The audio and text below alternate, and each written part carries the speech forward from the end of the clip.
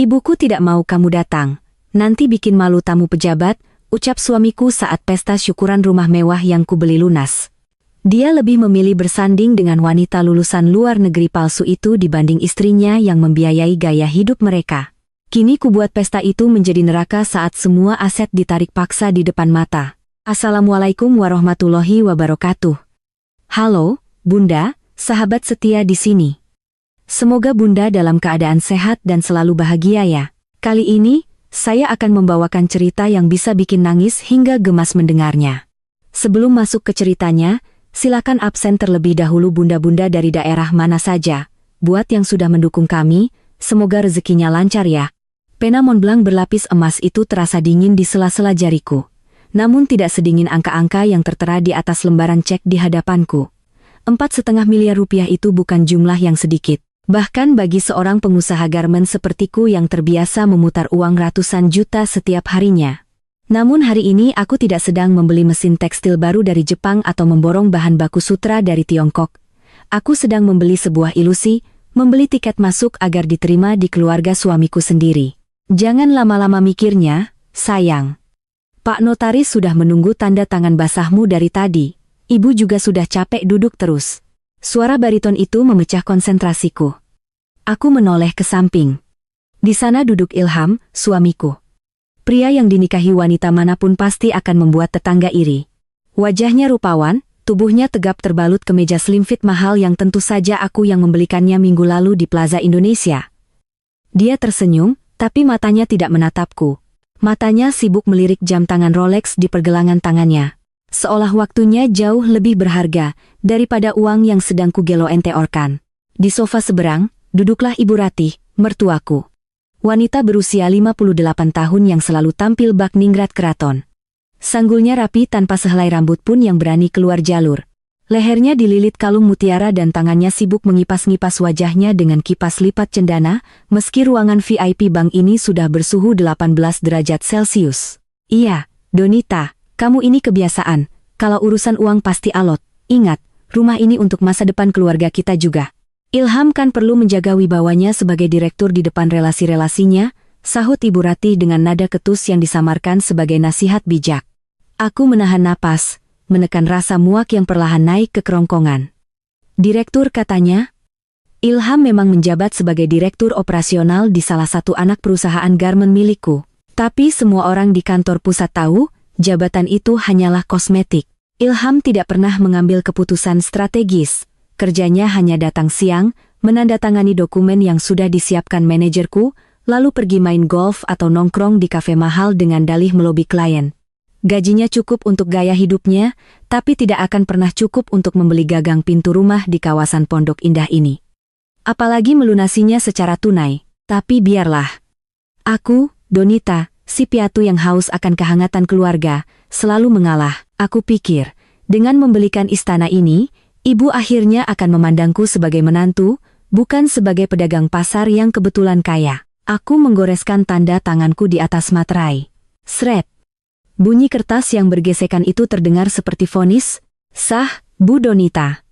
Pelunasan rumah di Jalan Duta Niaga sudah kami proses. Sertifikat akan segera kami balik nama sesuai instruksi, ujar Pak Notaris dengan senyum lebar, lega karena transaksi jumbo ini akhirnya closing. Atas nama Ilham Mahendra, kan? Potong Ibu Ratih cepat, matanya berbinar tajam seperti elang melihat mangsa. Pak Notaris tampak canggung. Ia melirikku. Sesuai prosedur pembelian aset perusahaan, Bu, sertifikat sementara akan diatasnamakan PT Donita Garmen Sejahtera. Nanti setelah proses hibah internal selesai, baru bisa diproses ke nama pribadi. Wajah Ibu Ratih langsung masam seketika. Bibirnya mengerucut, menciptakan kerutan tidak senang di wajahnya yang penuh bedak mahal. Ribet sekali sih, Donita. Kamu ini sama suami sendiri perhitungan amat. Apa kata orang nanti kalau tahu, Ilham tinggal di rumah dinas perusahaan istrinya? Kamu mau merendahkan derajat suami kamu? Ini prosedur pajak, Bu. Supaya pajaknya lebih murah, jawabku tenang, berbohong. Sebenarnya, itu adalah naluri bisnisku yang berbicara.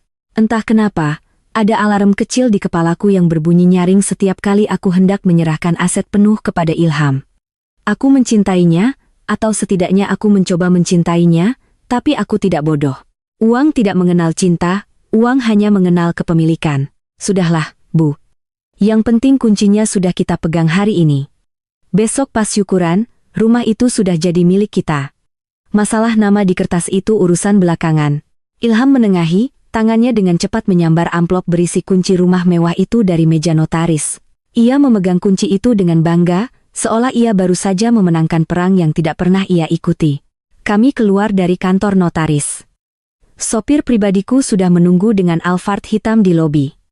Ilham langsung duduk di kursi tengah yang paling nyaman, sementara Ibu Ratih buru-buru masuk di sebelahnya. Aku memilih duduk di kursi belakang bersama mereka, meski rasanya seperti menumpang di mobilku sendiri. Besok cateringnya dari Diamond Service, kan, Don? Jangan yang murah-murahan loh, tamu ibu itu orang-orang penting. Ada Bu Jenderal, ada istri pejabat kementerian. Kalau makanannya deso, ibu bisa malu 7 turunan, cerocos Ibu Ratih sambil mematut diri di cermin bedaknya. Sudah beres, Bu. Paket platinum, 500.000 per porsi, jawabku datar sambil membuka tablet, memeriksa laporan penjualan pabrik. Bagus. Oh ya, dekorasi bunganya harus fresh semua. Ibu nggak mau ada bunga plastik, norak, tambahnya lagi tanpa mengucapkan terima kasih.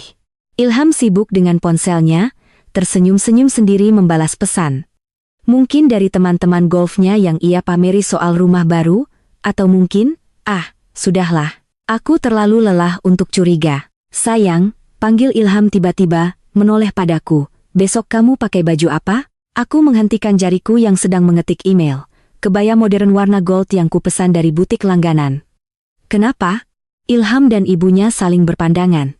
Ada kode rahasia dalam tatapan mereka, sebuah kesepakatan bisu yang membuat bulu kuduku meremang. Ibu Ratih berdehem pelan.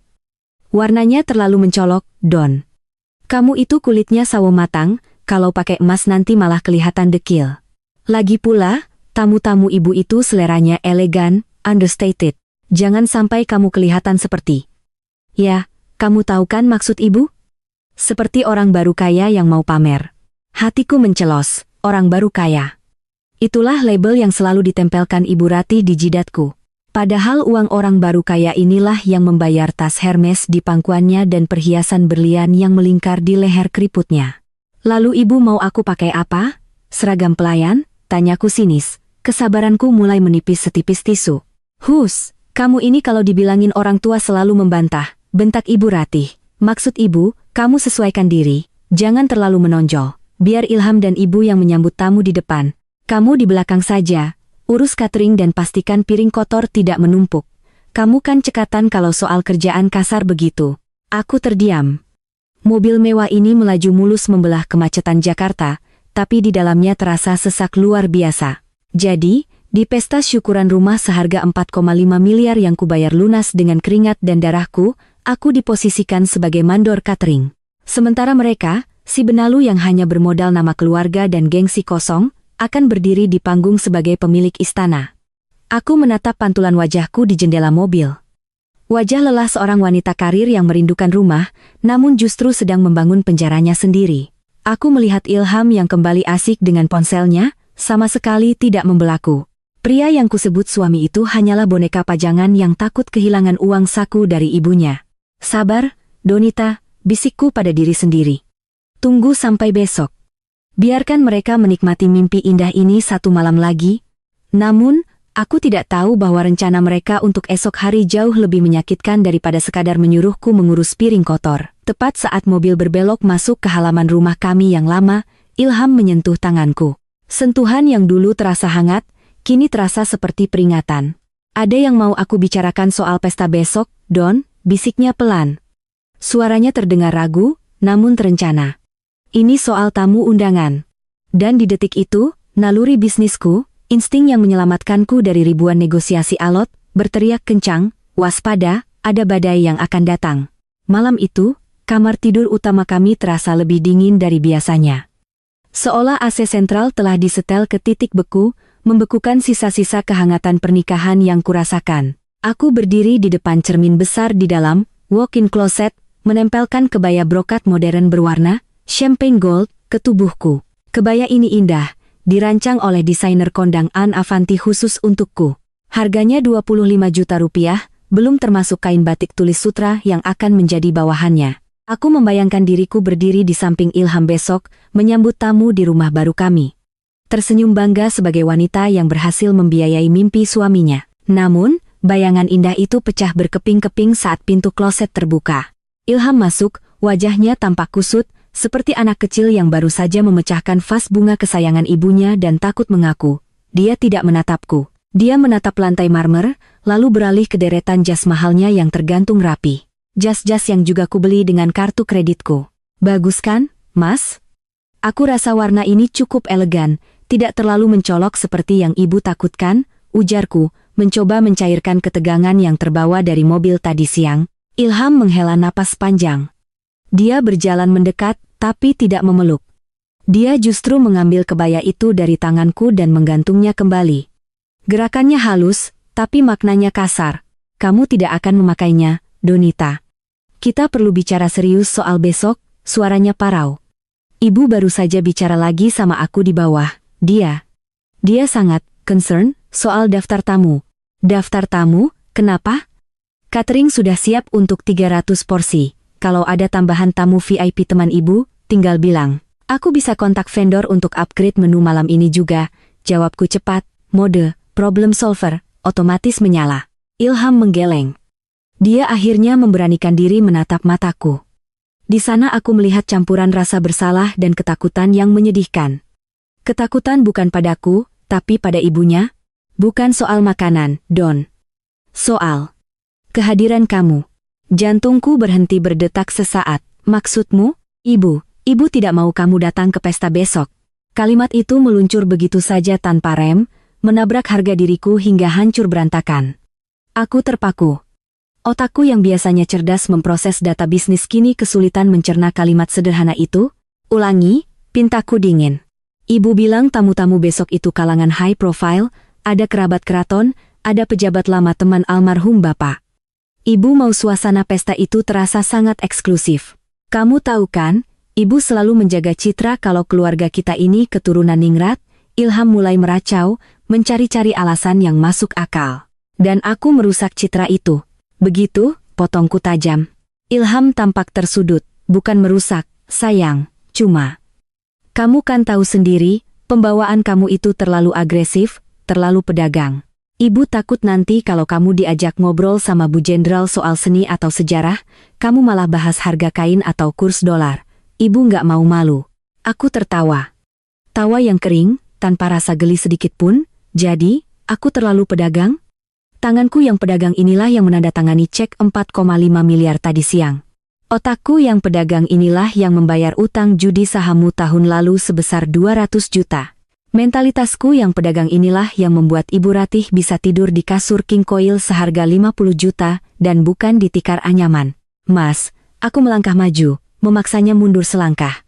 Rumah itu, pesta itu, makanan yang akan masuk ke perut tamu-tamu terhormat ibumu itu, semuanya dibayar pakai uang pedagang ini.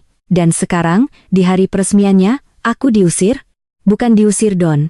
Jangan dramatis. Ilham meninggikan suaranya, defensif. Ibu cuma minta kamu mengalah 1 hari saja. Biarkan ibu menikmati momennya, dia sudah tua. Dia ingin pamer ke teman-temannya kalau anaknya sukses. Kalau kamu ada di sana, narasi kalau Ilham yang beli rumah jadi kurang meyakinkan. Orang-orang tahu kamu yang lebih dominan. Narasi. Jadi ini semua demi sebuah cerita palsu? Demi ego seorang ibu tua yang gila hormat dan seorang suami yang tidak punya tulang punggung? Jadi aku harus kemana besok? Sembunyi di gudang? Tanyaku sarkas. Ilham menggaruk tengkuknya yang tidak gatal. Ya, mungkin kamu bisa ke kantor atau spa. Atau, kalau kamu maksa mau datang, ibu bilang kamu bisa bantu-bantu di dapur kotor sama tim catering. Tapi jangan keluar ke ruang tamu utama. Anggap saja kamu manajer operasional acara. Darahku mendidih. Rasanya ingin kutampar wajah tampan di hadapanku ini, ingin kurobek jas mahalnya dan kuterikan di telinganya bahwa dia hanyalah parasit. Namun, aku tidak melakukannya. Bertahun-tahun berbisnis mengajarkanku satu hal, jangan pernah mengambil keputusan saat emosi sedang tinggi. Marah-marah sekarang hanya akan membuatku terlihat seperti wanita pasar yang dituduhkan Ibu Ratih. Mereka akan punya alasan valid untuk membenciku. Aku harus bermain cantik, lebih cantik dari mereka. Aku menarik napas panjang, lalu menghembuskannya perlahan.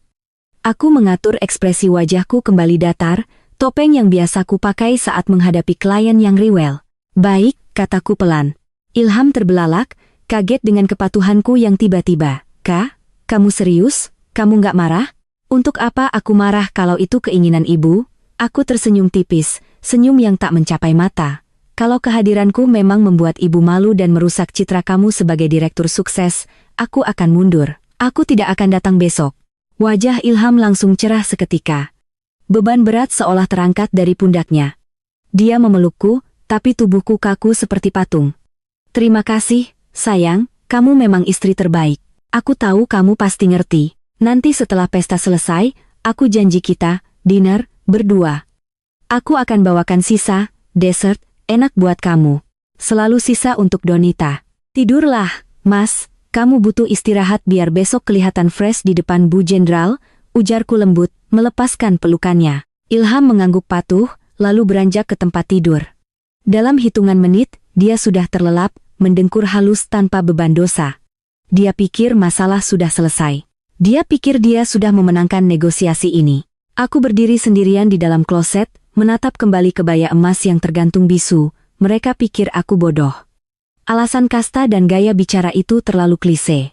Ibu Ratih memang sombong, tapi dia juga oportunis. Biasanya dia justru suka memamerkanku sebagai mesin uang keluarganya jika sedang butuh pinjaman dana dari teman-temannya. Kenapa tiba-tiba sekarang aku harus disembunyikan total? Pasti ada hal lain. Pasti ada seseorang lain. Aku keluar dari kamar, membawa ponselku ke ruang kerja. Jam menunjukkan pukul 11 malam. Aku membuka kontak, mencari nama seseorang yang sudah lama kugaji untuk mengawasi operasional pabrik, namun sesekali kugunakan untuk urusan yang lebih delicate. Rian, Kepala Keamanan dan Investigasi. Aku mengetik pesan singkat. Rian, besok pagi kamu standby di lokasi rumah baru Pondok Indah. Jangan pakai seragam. Pasang kamera tersembunyi di area ruang tamu utama dan VIP. Aku mau live feed ke tabletku. Dan satu lagi, cari tahu siapa daftar tamu prioritas yang diundang Ibu Ratih secara pribadi. Cek apakah ada wanita muda bernama Bella atau sejenisnya. Terkirim. Aku meletakkan ponsel di meja kaca. Pantulan wajahku terlihat di layar yang gelap, tidak ada air mata. Air mataku terlalu mahal untuk ditangisi demi manusia-manusia tidak tahu diri ini. Besok, pesta itu akan tetap berjalan. Catering akan datang, bunga akan dipasang, dan tamu-tamu terhormat akan hadir. Tapi, Ilham lupa satu hal fatal. Dalam setiap transaksi bisnis yang kuat, aku selalu memegang klausul pembatalan sepihak, dan besok, aku akan mengaktifkan klausul itu, tepat di jantung kebanggaan mereka. Selamat tidur, Mas, bisikku pada pintu kamar yang tertutup. Mimpilah yang indah, karena besok kau akan bangun sebagai gelandangan. Pagi itu, sinar matahari masuk melalui celah gorden kamar, namun tidak mampu menghangatkan hatiku yang sudah membeku sejak semalam. Ilham sudah bangun lebih dulu. Aku bisa mendengarnya bersenandung di kamar mandi, suara air, shower, beradu dengan nyanyian sumbangnya yang terdengar begitu ceria. Terlalu ceria untuk seorang suami yang baru saja melarang istrinya hadir di acara terpenting dalam hidupnya. Dia keluar dari kamar mandi dengan handuk melilit di pinggang. Aroma, aftershave, mahal, merek Tom Ford seharga 2 juta rupiah yang kubelikan bulan lalu, menguar memenuhi ruangan. Wajahnya bersinar, matanya berbinar. Dia tampak seperti pengantin baru yang akan menemui kekasih hatinya, bukan suami yang akan menggelar syukuran rumah. Loh, kamu belum siap-siap ke kantor, sayang? Tanyanya sambil menyisir rambutnya yang klimis. Aku duduk di tepi ranjang, masih mengenakan piyama sutraku, menyesap kopi hitam tanpa gula. Pahitnya kopi membantu menyadarkanku bahwa ini bukan mimpi buruk, ini realitas. Nanti agak siangan. Aku mau membereskan beberapa file di ruang kerja dulu, jawabku datar. Ilham mengangguk-angguk, tidak benar-benar peduli. Dia sibuk mematut diri di depan cermin, mengenakan kemeja batik tulis sutra motif parang yang harganya setara dengan gaji UMR 3 bulan. Ingat ya, Don.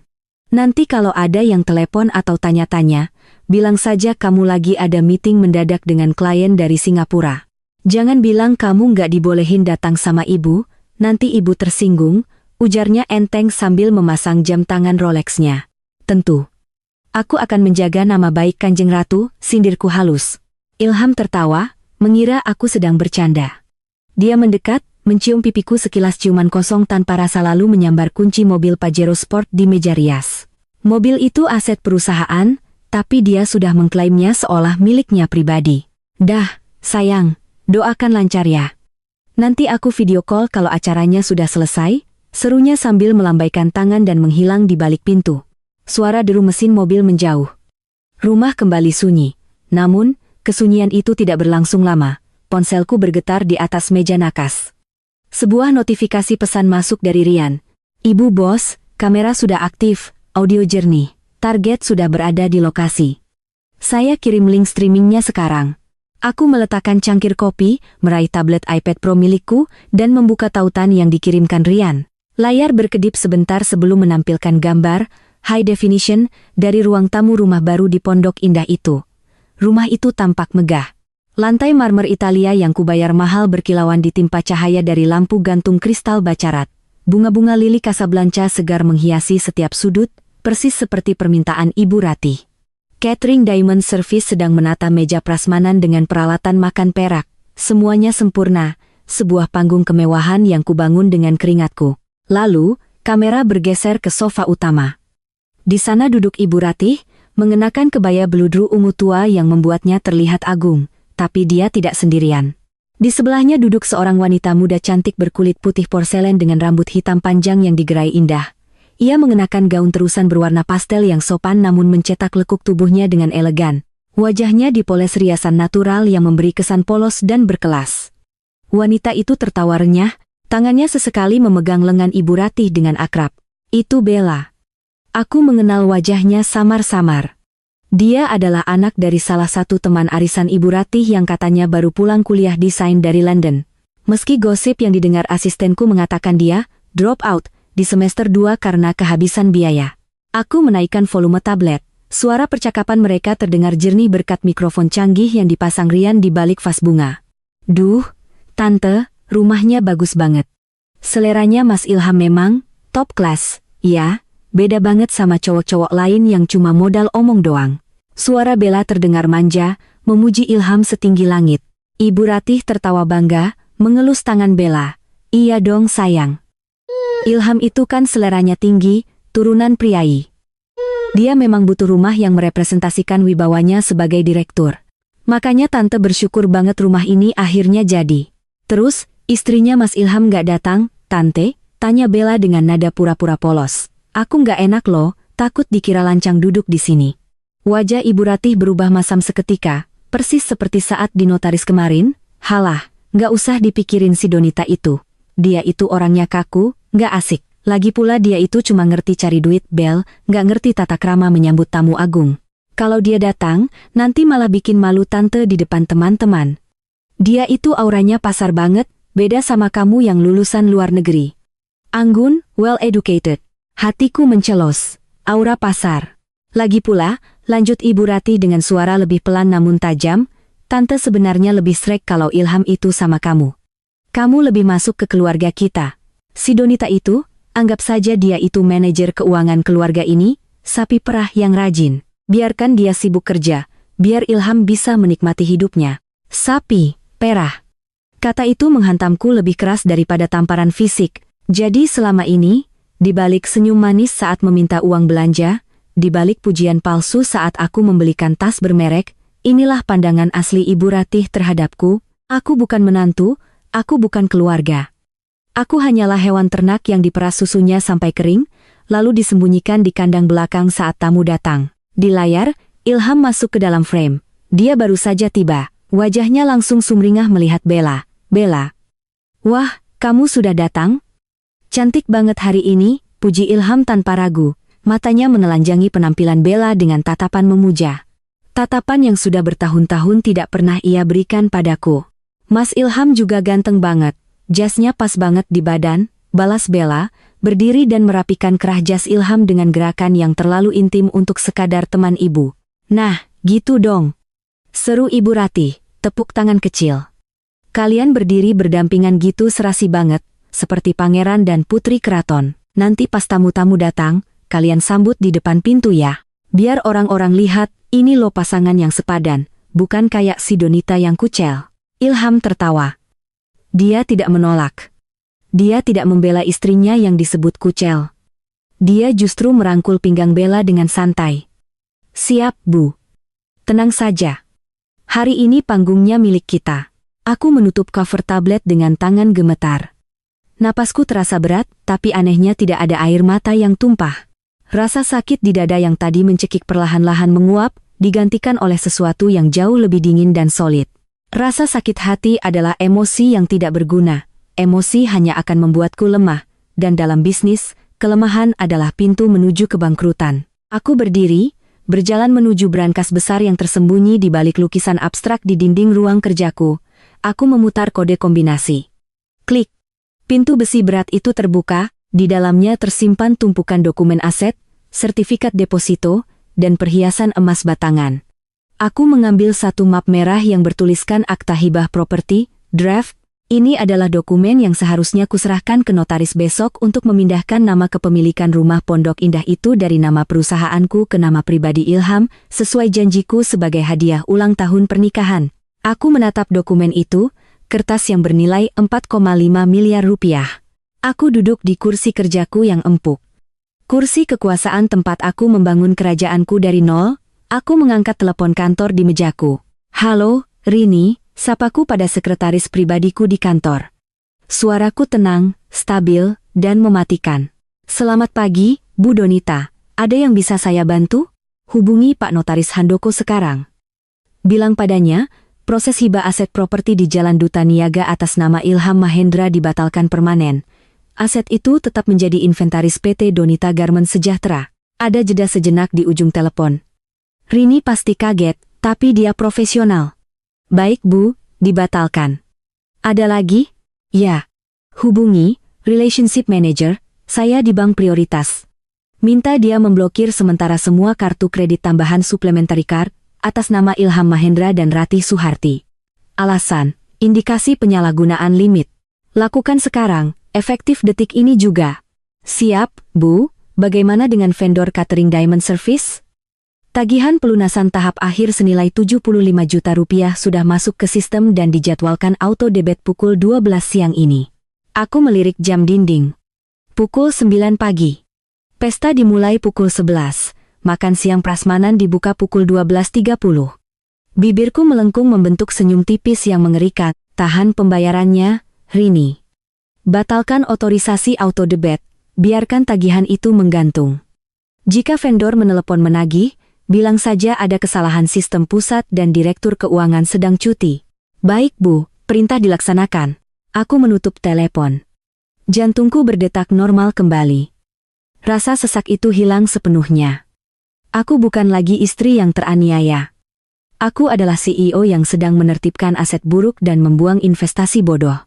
Ilham dan Ibu Ratih ingin sebuah panggung sandiwara.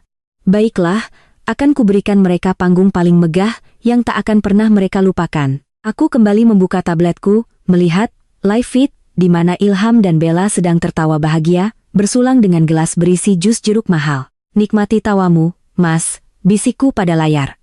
Karena sebentar lagi kartu kreditmu akan menjadi benda paling tidak berguna di saku jasmu. Permainan baru saja dimulai, dan kali ini, Bandar yang memegang semua kartunya. Jarum jam di dinding ruang kerjaku bergerak lambat, seolah mengejek detak jantungku yang berpacu tenang namun mematikan. Pukul 11.15. Di layar tablet, pesta di Pondok Indah itu mulai menggeliat hidup. Mobil-mobil mewah mulai berdatangan, memadati, carport dan bahu jalan di depan rumah. Mercedes-Benz S-Class, Alphard putih, hingga Porsche kuning mentereng milik salah satu kolega sosialita Ibu Ratih. Mereka turun dengan pakaian terbaik, kebaya encim sutra, tas Hermes Birkin yang entah asli atau sewaan, dan kacamata hitam, oversize, untuk menghalau silau matahari Jakarta yang terik. Aku melihat Ilham berdiri di pintu utama, diapit oleh Ibu Ratih di kanan dan Bella di kiri. Formasi itu sempurna. Formasi keluarga bahagia yang didambakan Ibu Ratih, anak lelaki yang gagah, Ibu Suri yang dihormati, dan menantu imajiner yang cantik jelita serta berdarah biru. Ilham tampak sibuk menyalami tamu, tertawa lebar, sesekali menepuk bahu tamu pria dengan gaya sok akrab. Aku bisa membaca gerak bibirnya dari layar resolusi tinggi ini. Silakan masuk, Om. Ya, Ini hasil kerja keras beberapa tahun terakhir, alhamdulillah, rezeki anak saleh. Aku mendengus geli. Rezeki anak saleh. Lebih tepatnya, rezeki istri bodoh yang kau manfaatkan. Aku mengalihkan pandangan dari layar tablet ke ponselku. Sudah saatnya aku melakukan panggilan kedua.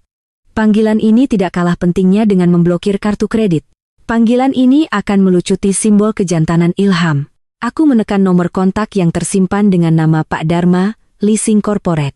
Halo, selamat pagi Bu Donita. Apa kabar? Tumben menelepon hari Sabtu, suara Pak Dharma terdengar renyah di ujung sana. Pagi, Pak Dharma. Kabar baik. Saya mau bicara soal unit Pajero Sport Dakar hitam dengan plat B1 ILH yang digunakan oleh Direktur Operasional saya, Pak Ilham. Oh, unit itu ada masalah, Bu? Jatuh tempo cicilan masih minggu depan kok, dan biasanya auto debit perusahaan Ibu lancar jaya. Aku memutar kursi kerjaku, menatap cakrawala kota dari balik jendela. Begini, Pak, ada perubahan kebijakan manajemen aset. Unit tersebut terindikasi digunakan untuk kepentingan pribadi di luar jam operasional kantor secara berlebihan. Sesuai kontrak sewa guna usaha kita, jika terjadi penyalahgunaan aset, perusahaan berhak menarik unit tersebut sewaktu-waktu. Benar sih, Bu, tapi apa harus ditarik sekarang? Biasanya kami kirim surat peringatan dulu. Saya mau ditarik hari ini, Pak. Sekarang, potongku tegas. Posisi unit ada di Jalan Duta Niaga nomor 8, Pondok Indah. Kunci cadangan ada di kantor saya, tapi kunci utama di bawah pengguna. Saya minta tim eksekusi Bapak datang ke lokasi pukul 1 siang nanti. Ambil unitnya. Hening sejenak. Pak Dharma pasti bingung. Jarang ada pemilik perusahaan yang melaporkan mobil karyawannya sendiri untuk ditarik leasing. Bu Donita, ini. Pak Ilham suami Ibu sendiri, kan? Tanyanya ragu-ragu.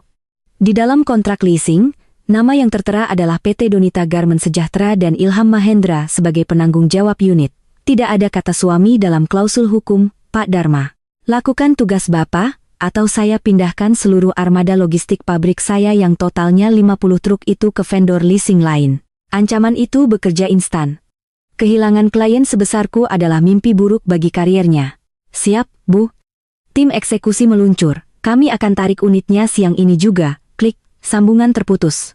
Satu lagi paku ditancapkan ke peti mati harga diri Ilham. Tanpa Pajero itu, Ilham hanyalah pria biasa yang naik taksi online. Simbol kejayaannya di jalan raya akan lenyap di depan mata tamu-tamunya sendiri. Belum sempat aku meletakkan ponsel, benda pipih itu bergetar lagi. Nama manajer Diamond Catering muncul di layar. Ini dia, bom waktu pertama. Aku menarik napas, mengubah nada suaraku menjadi sedikit bingung dan terburu-buru. Halo, Pak Rudi. Selamat pagi, Bu Donita. Maaf mengganggu waktunya. Ini saya mau konfirmasi soal pelunasan tahap akhir untuk acara di Pondok Indah. Dari bagian finance, kami info kalau proses auto debit dari rekening Ibu gagal. Ada notifikasi, authorization declined by user. Apa Ibu bisa bantu cek? Aku berpura-pura kaget. Loh, kok bisa? Padahal saldo saya cukup kok, Pak. Duh, saya lagi meeting, penting banget ini sama investor dari Singapura, nggak bisa buka mobile banking sekarang. Waduh, Bu. Masalahnya, SOP kami mengharuskan pelunasan, cleared, sebelum buffet dibuka jam 12.30 nanti. Kalau belum lunas, tim lapangan dilarang membuka penutup makanan, Bu. Total tagihannya 75 juta. Begini saja, Pak Rudi, kataku dengan nada solutif. Bapak kan ada di lokasi. Suami saya, Pak Ilham, ada di sana. Dia pegang kartu kredit, black card, perusahaan juga. Minta tolong gesek di mesin EDC yang Bapak bawa saja. Bilang ke dia, sistem perbankan saya lagi error. Dia pasti ngerti. Oh, baik kalau begitu, Bu. Saya akan temui Pak Ilham sekarang untuk gesek pelunasan. Terima kasih, Bu. Aku tersenyum lebar saat menutup telepon. Pak Rudi tidak tahu bahwa kartu, black card, di dompet Ilham itu adalah kartu tambahan dari rekening utamaku. Rekening yang baru saja kubekukan aksesnya 1 jam yang lalu. Ilham akan mencoba menggesek kartu itu, sekali, 2 kali, 3 kali. Dan setiap bunyi bip penolakan dari mesin EDC akan menjadi musik pengiring kehancurannya. Dia tidak akan punya uang tunai 75 juta di dompetnya. Saldonya sendiri paling hanya sisa beberapa juta untuk beli rokok dan kopi. Aku kembali melihat ke layar tablet. Di sana, Ilham sedang tertawa lepas bersama seorang bapak-bapak tua berbatik sutra. Dia terlihat begitu percaya diri, begitu di atas angin. Dia tidak tahu bahwa dalam waktu kurang dari 2 jam, dia tidak akan bisa membayar sebutir nasi pun untuk tamunya. Tiba-tiba notifikasi pesan masuk dari Ilham muncul di layar ponselku. Mas Ilham, sayang, kamu lagi apa? Ini acaranya lancar banget, tamu-tamu pada muji rumah kita. Ibu senang banget. Oh iya, tadi kamu transfer uang bulanan ke rekening ibu belum ya? Ibu mau bagi-bagi tip ke pelayan catering biar kerjanya semangat? Aku membaca pesan itu dengan rasa jijik yang memuncak. Di tengah pesta kemewahan ini, dia masih sempat menagih uang bulanan. Dan untuk tip? Uang tip itu bahkan bukan uangnya. Aku mengetik balasan singkat. Lagi meeting, Mas. Sinyal jelek di gedung ini, nanti ya. Aku meletakkan ponsel dan berdiri. Cukup sudah memantau dari sini. Aku perlu mempersiapkan diriku sendiri, bukan untuk pergi ke pesta, tapi untuk merayakan kebebasanku. Aku berjalan menuju kamar mandi, menyalakan keran, bathtub. Aku menuangkan garam mandi aroma lavender dan mawar. Hari ini, sementara Ilham dan Ibu Ratih bermandikan keringat dingin karena malu, aku akan berendam air hangat di spa pribadiku. Aku melepas pakaian kerjaku, menatap tubuhku di cermin. Tubuh yang selama ini bekerja keras, kurang tidur, dan sering lupa makan demi memuaskan ambisi keluarga parasit itu. Maafkan aku, diriku, bisikku pada pantulan cermin.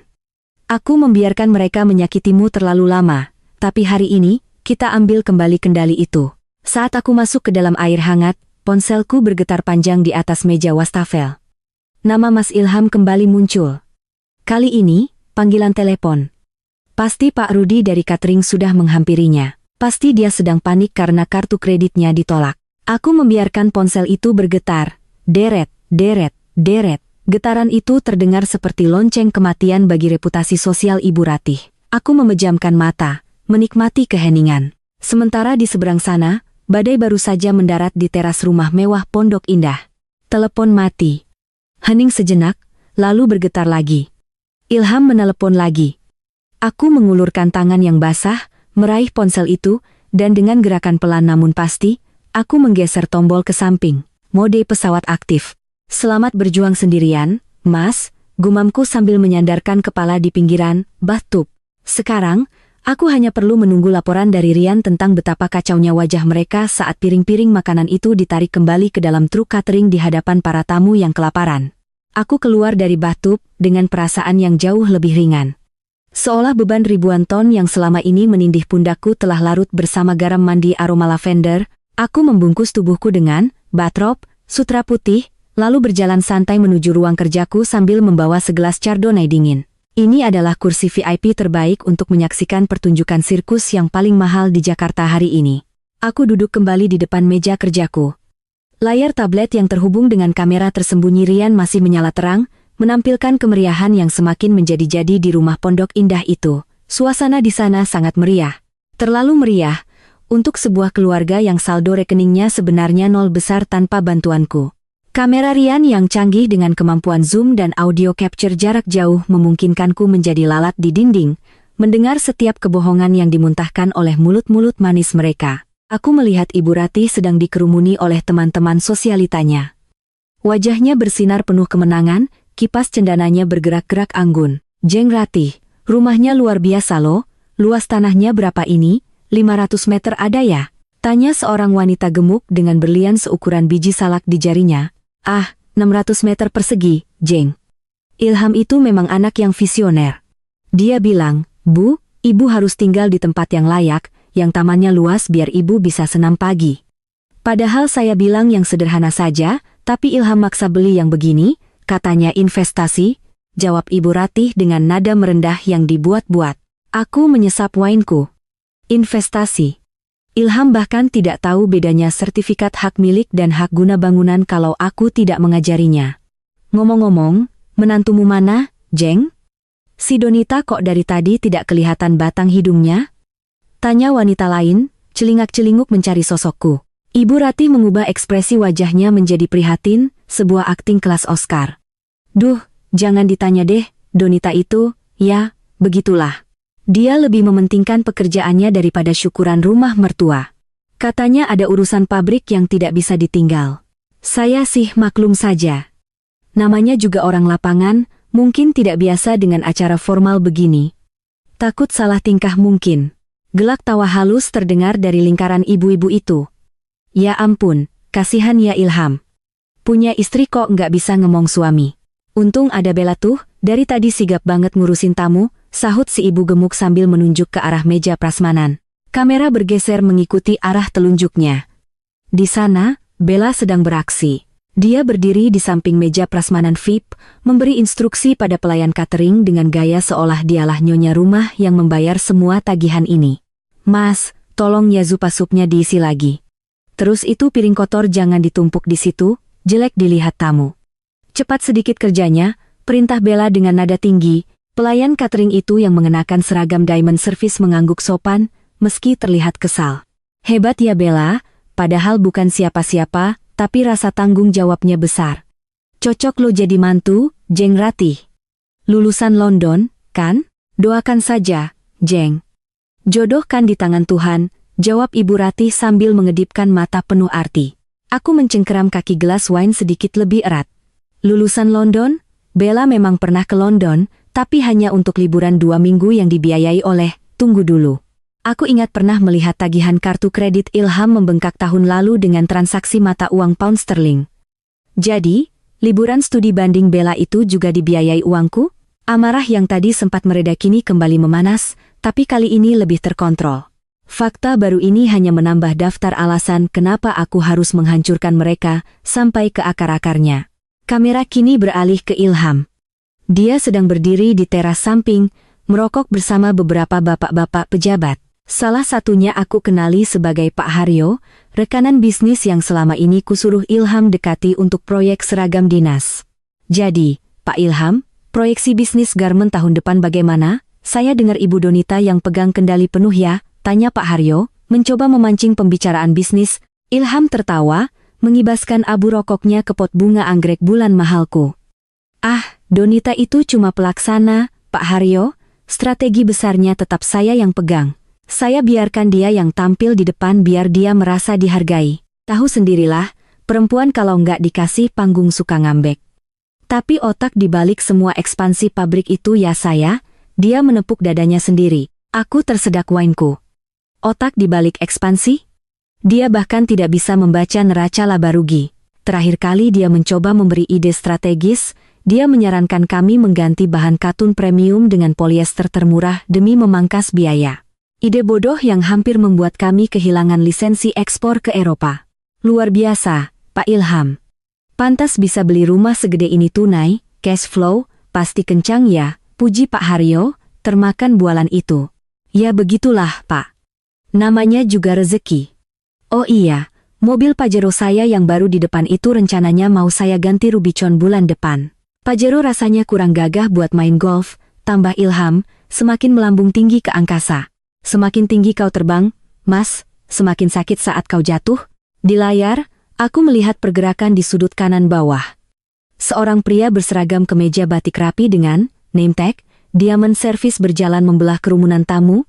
Dia membawa sebuah mesin EDC, Electronic Data Capture, berwarna biru di tangannya. Itu Pak Rudi, manajer catering. Wajah Pak Rudi tampak sedikit cemas tapi profesional.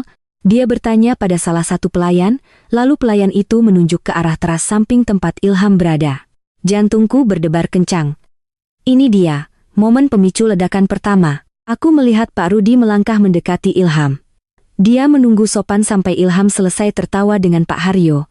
Maaf mengganggu, Pak Ilham. Siang, Pak Rudi. Ilham menoleh, sedikit terganggu karena momen flexing-nya diinterupsi. Ya, ada apa? Makanan habis? Bukan, Pak. Mohon maaf sebelumnya, saya mendapat info dari kantor pusat kalau pelunasan tahap akhir senilai 75 juta rupiah gagal terdebet dari rekening Ibu Donita, katanya ada error sistem. Ilham mengerutkan kening. Error? Ah, dasar bank zaman sekarang. Ya sudah, nanti biar Donita yang urus transfer manual. Mohon maaf, Pak, potong Pak Rudi tegas namun sopan. SOP kami mengharuskan pelunasan, clear, sebelum pukul 12.30, sekarang sudah pukul 12.15. Jika belum lunas, manajemen melarang kami membuka penutup Buffett utama. Saya diperintahkan Bu Donita via telepon tadi untuk meminta Bapak melakukan gesek kartu di sini saja. Wajah Ilham berubah sedikit merah. Dia melirik Pak Haryo yang masih berdiri di situ, mendengarkan. Gengsinya dipertaruhkan. Dia tidak mungkin bilang tidak punya uang di depan klien potensial. Oh, begitu ya. Ya sudah. Mana mesinnya? Cuma 75 juta kan? Kecil, kata Ilham dengan nada angkuh, berusaha menutupi kepanikannya. Dia merogoh saku jas dalamnya, mengeluarkan dompet kulit buaya. Dengan gaya teatrikal yang berlebihan, dia menarik keluar kartu, Black Card, titanium yang berkilau ditimpa matahari. Kartu sakti yang selama ini menjadi tongkat sihirnya, untuk mengabulkan semua keinginan Ibu Ratih. Pakai ini. No limit, ujar Ilham sambil menyerahkan kartu itu ke Pak Rudi. Aku menahan napas di ruang kerjaku. Mataku terpaku pada layar. Pak Rudi menerima kartu itu, memasukkannya ke slot, chip, di bagian bawah mesin EDC. Dia menekan nominal angka 75.000 rukoson lalu menyodorkan mesin itu ke Ilham. Silakan pinnya, Pak. Ilham menekan 6 digit angka dengan cepat, tut tut tut tut, lalu menekan tombol hijau enter. Layar mesin EDC itu menampilkan tulisan processing. 1 detik, 2 detik, 3 detik yang terasa seperti selamanya. Ilham kembali menoleh ke Pak Haryo, tersenyum santai. Biasa, Pak, prosedur administrasi. Tiba-tiba, mesin EDC itu mengeluarkan bunyi yang nyaring dan menyakitkan telinga. Bip, bip, Pak Rudi melihat layar mesin. Wajahnya mengerut. Dia mencabut kartu itu lalu menatap Ilham. Maaf, Pak Ilham, decline, transaksi ditolak. Keterangannya, pick up card, atau hubungi bank. Senyum di wajah Ilham membeku. Apa? Nggak mungkin. Serunya, suaranya naik 1 oktav. Itu, Black Card, saldonya miliaran. Mesin kamu yang rusak kali. Coba lagi. Baik, Pak. Saya coba lagi. Pak Rudi memasukkan kartu itu lagi. Ilham menekan pin lagi, kali ini lebih keras, seolah menekan tombol dengan marah bisa mengubah saldo rekening. Processing. Bip, bip, ditolak lagi Pak, kata Pak Rudi. Kali ini suaranya lebih keras, sehingga beberapa tamu di dekat mereka mulai menoleh. Keterangannya, block by issuer. Kartu ini diblokir oleh bank penerbit. Keringat dingin mulai muncul di dahi Ilham. Wajahnya yang tadi merah karena sombong, kini pucat pasi seperti mayat. Nggak mungkin, gumamnya. Coba kartu lain. Dia mengeluarkan kartu kredit platinum bank lain dari dompetnya.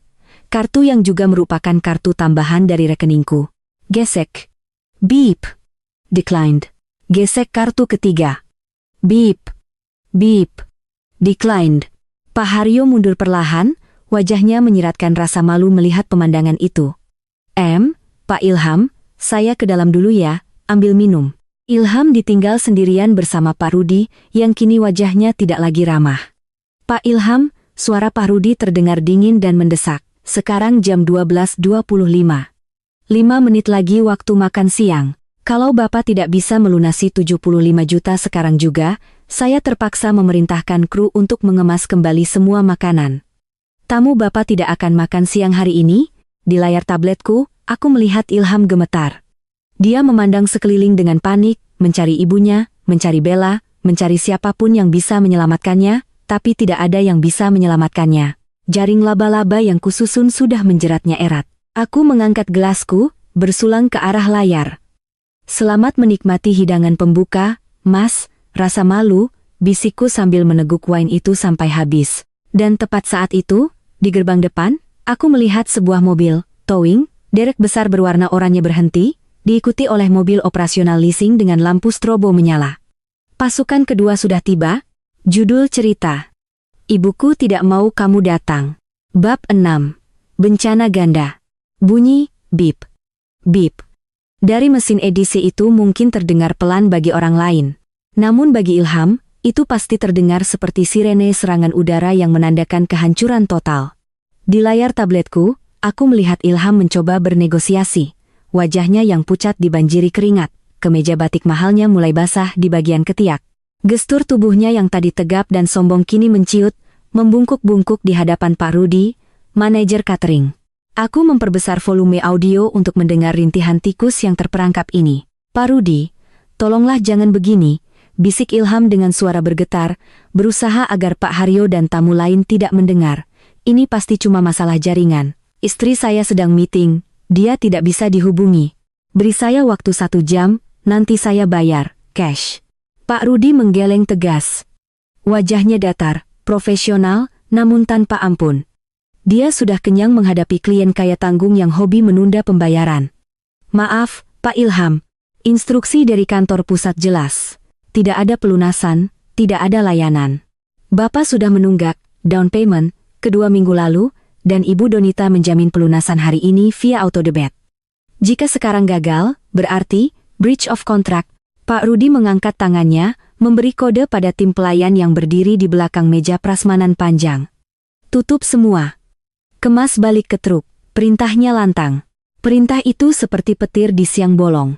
Para pelayan yang sigap langsung bergerak, klang, klang, klang.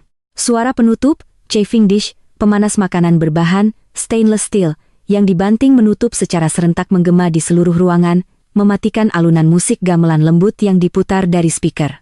Tamu-tamu yang sedang mengantre mengambil piring terlonjak kaget. Seorang ibu-ibu sosialita bahkan menjatuhkan sendok sayurnya kembali ke dalam panci zupa sup. Loh, Mas, kok ditutup? Saya belum ambil sate lilitnya. Protes ibu-ibu itu. Maaf, Bu. Instruksi manajemen, makanan ditarik, jawab pelayan itu sambil mengangkat loyang besar berisi beef wagyu lada hitam, menu termahal di pesta itu, dan membawanya pergi ke belakang. Kepanikan mulai menjalar seperti virus. Bisik-bisik tetangga mulai terdengar riuh. Kok makanannya dibawa pergi? Jangan-jangan basi. Bukan, Jeng. Itu manajernya lagi ribut sama Ilham. Kayaknya belum bayar deh. Hah? Masa sih? Katanya orang kaya lama. Kok catering saja ngutang? Di tengah kekacauan itu, Ibu Ratih datang menerjang kerumunan bak banteng terluka. Dia melihat antrean prasmanan yang mendadak kosong melompong. Ilham. Apa-apaan ini? Kenapa pelayan-pelayan kurang ajar ini membawa pergi makanan tamu ibu? Teriak Ibu Ratih, melupakan citra priayi yang dia bangun sejak pagi. Dia mencengkeram lengan Pak Rudi. Heh, kamu. Siapa yang suruh kamu angkat makanan? Taruh lagi. Tamu saya jenderal semua. Kamu mau saya laporkan polisi? Pak Rudi menepis tangan Ibu Ratih pelan tapi tegas. Silakan lapor, Bu. Kami punya kontrak. Makanan ini belum dibayar sepeser pun untuk pelunasan. Anak ibu kartu kreditnya ditolak semua. Declined. Mata Ibu Ratih membelalak, hampir keluar dari rongganya. Dia menoleh patah-patah ke arah Ilham. Ilham, apa maksudnya ini? Kartu kredit ditolak? Mana mungkin? Donita kan saldonya miliaran, kamu bilang semua sudah beres. Ilham hanya bisa menunduk, bibirnya gemetar. Kartunya diblokir, Bu, aku nggak tahu kenapa. Telepon Donita, suruh dia transfer sekarang, dasar istri nggak becus. Di hari penting begini malah bikin masalah, jerit Ibu Ratih, histeris. Aku tertawa di ruang kerjaku. Istri nggak becus? Sayangnya, istri inilah yang memegang tombol, on-off, kehidupan kalian. Namun, pertunjukan belum selesai. Saat Ibu Ratih sedang sibuk memaki-maki Ilham di depan meja prasmanan yang kosong, sebuah keributan lain terjadi di pintu depan. Dari kamera yang terpasang di foyer depan, aku melihat dua pria berbadan tegap mengenakan rompi oranye bertuliskan tim eksekusi Leasing menerobos masuk melewati meja penerima tamu. Di belakang mereka, terlihat jelas dari pintu kaca yang terbuka lebar, sebuah truk derek besar sedang mundur perlahan, memposisikan hook-nya tepat ke arah bumper depan mobil Pajero Sport Dakar hitam kebanggaan Ilham yang diparkir paling depan untuk pamer. Permisi, siapa yang bernama Saudara Ilham Mahendra? Teriak salah satu petugas leasing itu dengan suara menggelegar, mengalahkan hiruk-pikuk di dalam. Suasana pesta mendadak hening total. Semua mata tertuju ke pintu depan. Ilham menoleh, dan wajahnya yang kupikir tidak bisa lebih pucat lagi kini berubah menjadi abu-abu. Saya. Cicitnya lemah. Petugas itu melangkah masuk tanpa melepas sepatu botnya yang kotor, menginjak lantai marmer Italia yang diagung-agungkan Ibu Ratih. Pak Ilham, kami dari Leasing Corporate. Kami mendapat perintah penarikan unit Pajero Sport B1 ILH hari ini juga karena pembatalan kontrak sepihak dari pemilik aset, PT Donita Garment. Mana kuncinya? Ilham berlari tergopoh-gopoh mendekati mereka. Pak, tolong jangan di sini, kita bicara di luar, jangan di depan tamu. Nggak bisa, Pak. Perintahnya tarik seketika. Kunci mana? Atau kami derek paksa? Kalau diderek paksa nanti bempernya rusak, Bapak kena denda lagi, ancam petugas itu. Bella, yang sedari tadi berdiri mematung di dekat pintu menyambut tamu, mundur perlahan dengan wajah ketakutan. Mas Ilham, itu mobilnya ditarik, katanya itu mobil pribadi kamu, katanya lunas, tanya Bella. Suaranya cukup keras untuk didengar oleh teman-teman arisan ibunya yang berdiri di dekat situ. Ilham menatap Bella dengan tatapan memohon. Bel, ini salah paham. Ini cuma masalah administrasi kantor istriku, nanti aku jelaskan. Mana kuncinya, Pak? Bentak petugas leasing lagi, tidak sabar. Dengan tangan gemetar hebat, Ilham merogoh saku celananya. Dia mengeluarkan kunci remote mobil itu. Benda yang selama ini dia putar-putar di jari telunjuknya setiap kali nongkrong di kafe untuk menarik perhatian wanita, kini harus dia serahkan seperti menyerahkan nyawanya sendiri. Petugas itu menyambar kunci tersebut. Oke, unit kami amankan. Petugas itu berbalik dan berjalan keluar. Ilham mencoba mengejar, tapi langkahnya terhenti saat dia melihat pemandangan di halaman depan. Truk derek itu sudah menurunkan rantainya. Dalam sekejap, Pajero Sport gagah itu terangkat bagian depannya, terlihat tidak berdaya seperti mainan rusak. Para tamu undangan yang seharusnya menikmati Wagyu beef kini menikmati tontonan gratis, kejatuhan keluarga ningrat palsu. Mereka mulai berbisik, lalu bisikan itu berubah menjadi suara cemoohan yang jelas. Gila, mobilnya ditarik leasing pas pesta. Itu mobil kantor istrinya ternyata, bukan punya dia. Wah, penipu nih, ngakunya direktur sukses, ternyata cuma numpang hidup. Makanannya juga ditarik tuh. Pulang yuk, Jeng. Malu-maluin banget di sini. Lapar pula. Satu persatu tamu mulai berjalan menuju pintu keluar, melewati Ilham yang berdiri mematung dan Ibu Ratih yang kini terduduk lemas di sofa beludunya. Ibu Ratih memegangi dadanya, napasnya tersengal-sengal. Ambilkan Ibu air. Tapi tidak ada pelayan yang membawakannya air. Semua gelas sudah dikemas masuk ke dalam box plastik oleh tim catering yang bekerja cepat dan efisien. Di layar tabletku, aku melihat Bella. Wanita yang digadang-gadang sebagai calon menantu idaman itu melihat sekeliling dengan tatapan jijik. Dia melihat Ilham yang kehilangan wibawa, Ibu Ratih yang kehilangan kendali, dan rumah yang ternyata hanyalah cangkang kosong. Bella mengambil tas Chanel palsunya, lalu tanpa pamit, dia menyelinap keluar di antara rombongan tamu yang bubar. Dia bahkan tidak menoleh lagi ke arah pangeran keratonnya. Aku mengambil ponselku. Sudah saatnya aku memberikan sentuhan terakhir untuk babak ini, aku tidak akan membiarkan mereka meneleponku dan mengarang cerita bohong. Aku mengirim pesan singkat ke grup WhatsApp keluarga besar Ilham yang isinya paman, bibi, dan sepupu-sepupu Ilham yang juga ada di pesta itu. Mohon maaf, Om dan Tante semua. Pesta hari ini terpaksa dibatalkan karena Mas Ilham menyalahgunakan dana perusahaan untuk keperluan pribadi, sehingga semua fasilitas kantor termasuk rumah dinas dan mobil operasional harus ditarik oleh manajemen. Saya sebagai istri sudah berusaha menutupi, tapi audit perusahaan tidak bisa dibohongi. Mohon doanya agar Mas Ilham bisa mempertanggungjawabkan perbuatannya.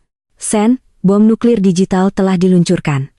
Pesan itu akan dibaca oleh paman-paman Ilham yang sedang berada di lokasi. Mereka akan tahu bahwa keponakan kesayangan mereka bukan hanya bangkrut, tapi juga koruptor dana istri sendiri. Aku melihat di layar, ponsel Paman Haryo, adik Ibu Ratih, berbunyi. Dia membacanya, lalu menatap tajam ke arah Ilham dan Ratih dengan pandangan menghakimi. Pesta ini resmi berakhir, bukan dengan tepuk tangan meriah, tapi dengan suara mesin truk derek yang menjauh dan perut tamu yang keroncongan. Aku menutup live feed di tabletku. Babak bencana ganda sudah selesai. Sekarang saatnya masuk ke fase yang lebih teknis dan menyakitkan, pengusiran fisik. Karena rumah itu, secara hukum, sudah bukan lagi tempat yang boleh mereka injak. Siap-siap, Mas. Tim legal sedang dalam perjalanan, gumamku sambil beranjak dari kursi untuk mengambil handuk rambut. Semoga kamu punya uang receh untuk naik angkot, karena Pajeromu sudah tidak ada. Pesta itu kini menyerupai medan perang setelah gencatan senjata gagal. Di layar tabletku, pemandangan di ruang tamu rumah Pondok Indah itu sungguh menyedihkan.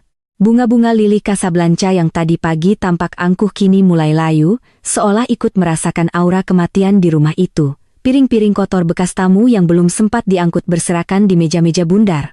Sisa makanan yang tidak habis menjadi saksi bisu kerakusan yang terhenti paksa.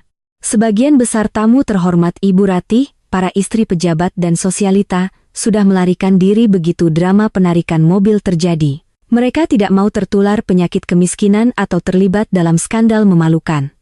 Namun, tidak semua orang pergi. Keluarga besar Ilham, Paman Haryo, Tante Siska, dan beberapa sepupu yang tadi menerima pesan WhatsAppku masih bertahan di sana, duduk melingkar di sofa dengan wajah tegang, menatap Ilham dan Ibu Ratih seperti hakim menatap terdakwa. Jadi benar, Ham, kamu pakai uang perusahaan istrimu buat gaya-gayaan? Tanya Paman Haryo. Suaranya berat dan menuduh. Dia merasa tertipu mentah-mentah setelah tadi sempat memuji Ilham setinggi langit.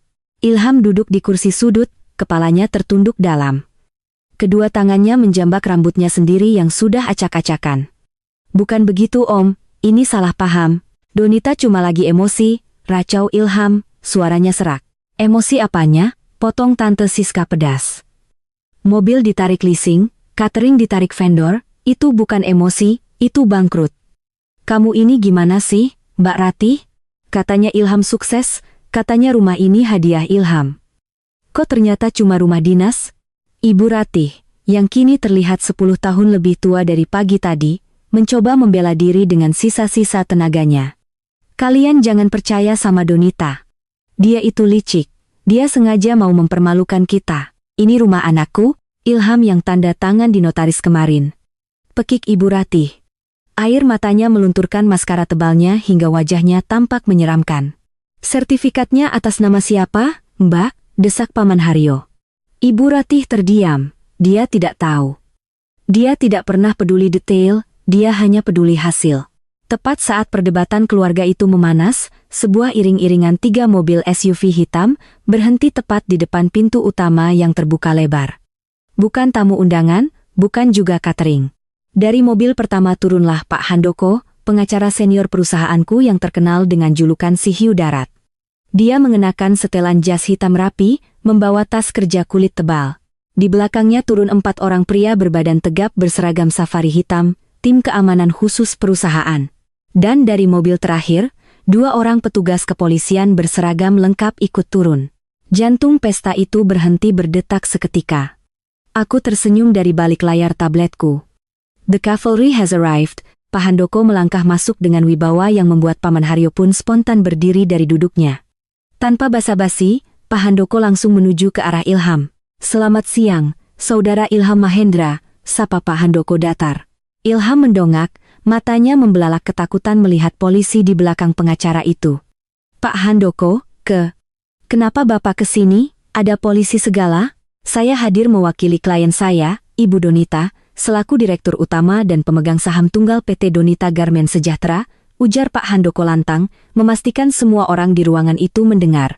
Dia membuka tas kerjanya, mengeluarkan sebuah map merah berlambang perusahaan. Berdasarkan surat keputusan Direksi nomor 001, SKDGS, X, 2024 yang ditandatangani 1 jam yang lalu, saya menyampaikan 3 poin penting kepada Anda. Pak Handoko menyerahkan lembar pertama. Ilham menerimanya dengan tangan gemetar. Poin 1. Anda, Saudara Ilham Mahendra, diberhentikan secara tidak hormat dari jabatan Direktur Operasional efektif per detik ini. Alasan pemecatan, pelanggaran berat kode etik, penyalahgunaan fasilitas perusahaan untuk kepentingan pribadi, dan manipulasi laporan keuangan operasional. Suara Pak Handoko bergema di ruang tamu yang sunyi senyap. Tante Siska menutup mulutnya kaget. Paman Haryo menggeleng-gelengkan kepala. Poin 2, lanjut Pak Handoko tanpa memberi jeda bagi Ilham untuk bernapas. Seluruh fasilitas yang melekat pada jabatan tersebut ditarik kembali oleh perusahaan, termasuk kendaraan operasional yang sudah dieksekusi tadi siang, dan rumah dinas ini. Rumah dinas? Jerit Ibu Ratih, bangkit dari sofa seolah tersengat listrik. Sembarangan kamu, ini rumah anak saya, kami beli kemarin lunas 4,5 miliar. Pak Handoko menoleh ke Ibu Ratih dengan tatapan kasihan. Koreksi, Bu. Yang membayar lunas adalah rekening PT Donita Garmen. Saudara Ilham hanya menandatangani dokumen serah terima kunci sebagai wakil perusahaan. Dalam draft akta notaris yang belum final, aset ini tercatat sebagai inventaris perusahaan, bukan milik pribadi. Karena Ilham sudah bukan lagi karyawan, maka dia kehilangan hak huni. Pak Handoko mengeluarkan lembar ketiga, sebuah surat dengan kop kepolisian. Poin 3, kami meminta pengosongan aset segera. Klien saya, Ibu Donita, telah membuat laporan polisi atas dugaan penggelapan dalam jabatan. Jika Anda menolak keluar dari properti ini secara sukarela dalam waktu 1x24 jam. Namun, instruksi khusus untuk hari ini adalah penyegelan aset. Penyegelan? Maksudnya apa? Ilham akhirnya bersuara, nadanya panik luar biasa. Maksudnya, Saudara Ilham, pesta ini bubar. Sekarang, Pak Handoko memberi isyarat kepada 4 petugas keamanan bertubuh kekar di belakangnya. Pak Satpam, tolong bantu para tamu untuk meninggalkan lokasi, dan pastikan semua barang inventaris rumah, termasuk furnitur, elektronik, dan hiasan, tidak ada yang dibawa keluar. Yang boleh dibawa hanya barang pribadi yang melekat di badan. Tunggu. Tidak bisa begitu. Ibu Ratih meradang. Dia berlari menghalangi salah satu satpam yang hendak menutup pintu samping. Barang-barang saya di dalam. Tas-tas saya, baju-baju saya di lemari kamar atas. Itu punya saya. Silakan diambil, Bu. Kami beri waktu 15 menit. Setelah itu, pintu akan digembok dan disegel, jawab Pak Handoko dingin. Kekacauan meledak. Ilham dan Ibu Ratih yang beberapa jam lalu berdiri angkuh menyambut tamu sebagai raja dan ratu, kini berlarian seperti tikus got yang kebanjiran. Mereka bergegas naik ke lantai 2, berebut menyelamatkan apa yang bisa diselamatkan. Aku melihat Paman Haryo dan keluarga besar lainnya berdiri canggung,